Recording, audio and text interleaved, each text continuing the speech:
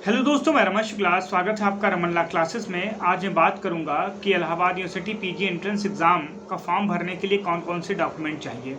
बेटा बहुत ध्यान से सुनना और जो एक एक पॉइंट में बोल रहा हूँ उसे नोट करते रहना, क्योंकि अगर आप नोट नहीं करते हो और आपके पास वह डॉक्यूमेंट नहीं होता है तो बाद में आप पछताओगे ज़रूर। पिछली बार भी मैंने कई दिन पहले ही डॉक्यूमेंट के लिए बोल दिया था, लेकिन फिर भी डॉक्यूमेंट नहीं इकट्ठा किया आप लोगों ने, और कई बच्चों के जो फॉर्म है वो रिजेक्ट हो गए। फॉर्म अगर हो ही गया, पेपर दे भी दिए, पास हो गए और काउंसलिंग के दौरान उन्हें बाहर कर दिया, तो ये तकलीफ़ काफ़ी भयानक तकलीफ होती है कि आप एंट्रेंस एग्ज़ाम क्वालिफाई कर लें और आप डॉक्यूमेंट के लिए निकाल दिए जाएं। देखो, अगर मैं बच्चों से कहता हूं कि 1 अप्रैल से यूनिवर्सिटी ऑफ इलाहाबाद मांगती है आपका EWS, तब भी वो मानते नहीं हैं, बोलते हैं हाँ सर 1 साल का तो है। अरे बेटा, हम लोग कुछ तुमसे ज़्यादा जानते हैं, इसीलिए आज यहाँ तुमको बता रहे हैं।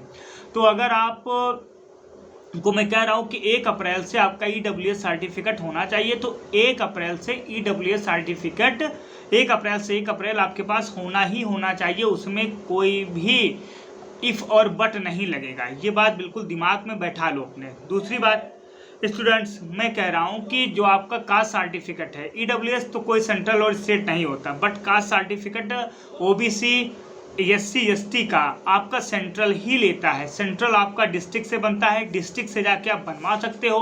अगर आप लोग कमेंट करोगे कि सर कैसे डिस्ट्रिक्ट से बनवाना है, क्या करना है, तो मैं सारी चीज़ें आपको बता दूंगा, ठीक है। फिर इसके बाद कास्ट सर्टिफिकेट, अब स्टार्टिंग से लेते हैं कि कौन कौन से डॉक्यूमेंट होने चाहिए। सबसे पहले तो आपके पास 10th की मार्कशीट और 10th का सर्टिफिकेट। देखिए, यूपी बोर्ड वालों के पास अब जो 10th का मार्कशीट 10th का सर्टिफिकेट एक ही में आने लगा है, तो परेशान होने की बात नहीं है। ICSE बोर्ड वालों का अलग आता है और शायद CBSE बोर्ड का भी एक में आने लगा है। मुझे CBSE का क्लियर नहीं, बट ICSE का अलग आता है सर्टिफिकेट, और ICSE का मार्कशीट अलग आती है, यूपी का एक ही में आने लगा है। फिर आपका 12th की मार्कशीट और 12th का सर्टिफिकेट, ग्रेजुएशन की मार्कशीट सारे। अगर लास्ट ईयर की मार्कशीट आपके पास नहीं है तो आप हर जगह कर सकते हैं, लेकिन यहाँ नहीं हो सकता, यहाँ आपका रिजेक्ट हो जाएगा।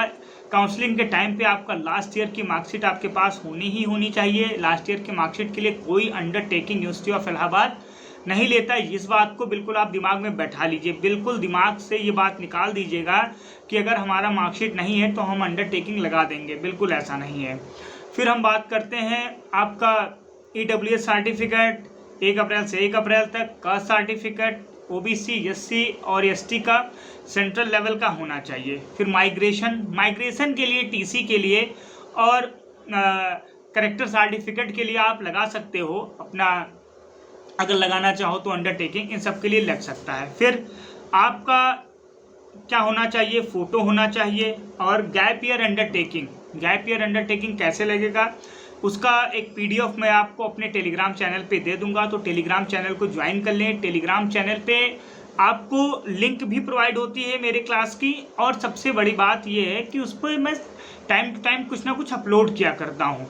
मतलब आप GS से लेके कई सारे बच्चों ने कहा था कि सर GS की सारी बुक्स अपलोड कर दीजिए, तो GS की सारी बुक्स और PDF आपको आज मैं अपलोड कर दूंगा। ये बात मैंने अपनी टीम को बोल दिया है। कई सारे स्टूडेंट्स हैं जो मेरे जूनियर हैं, वही मेरी टीम है, तो उनको मैंने बोल दिया है, वो सारी चीज़ें आपको अपलोड कर देंगे, सारी चीज़ें आपको बता देंगे।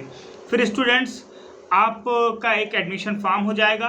फिर एडमिट कार्ड आपका जब रिलीज़ होगा, जब आप फॉर्म भरेंगे तब तो रिलीज़ होगा ही होगा।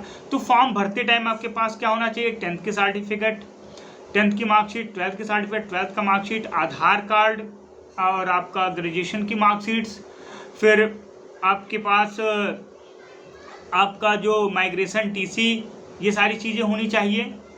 ये सारी चीज़ें आपके फॉर्म भरने के टाइम पे तो अगर कुछ चीज़ें ना हो तो चल सकते हैं, बट ये काउंसलिंग के टाइम पे ये सारी चीज़ें तो होनी चाहिए। काउंसलिंग के टाइम पे सिर्फ आप माइग्रेशन और TC का और करेक्टर सर्टिफिकेट का अंडरटेकिंग लगा सकते हो।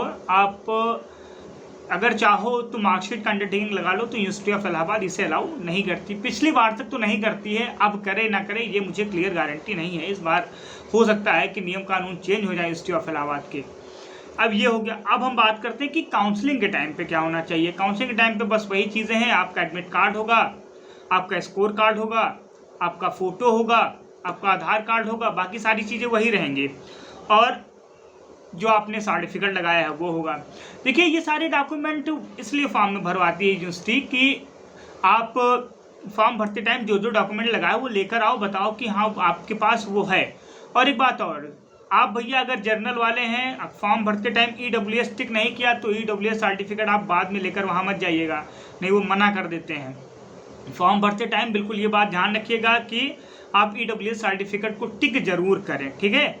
EWS सर्टिफिकेट टिक करें, या OBC SC वाले हैं तो वो अपने कास्ट सर्टिफिकेट को टिक करें, कास्ट सर्टिफिकेट जरूर लगाएं।